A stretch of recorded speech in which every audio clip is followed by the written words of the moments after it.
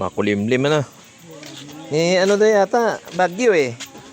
Ngayon yata daw ang landfall. Biyernes ba ngayon? Landfall? Oh, Biyernes. Yun ang naano ko sa Facebook eh.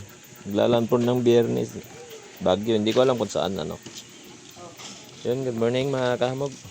Maaga tayong natapos maglatag dito ng gulay yun.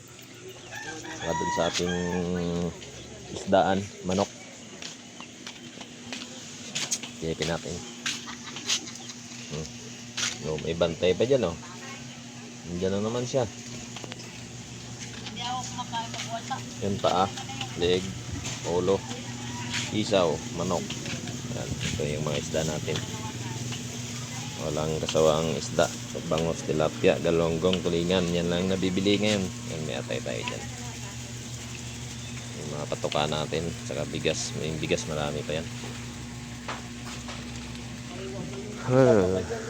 Wala pa. Solo namin, tigisa muna kami. Wala muna kaming tindira ngayon kasi mga pasok na. Kaya solo namin dalawang mag-asawa. Dito siya, doon ako sa gulayan. So yun, paki-share na aking video at paki-subscribe na rin sa lahat ng mga hindi pa nakapag-subscribe.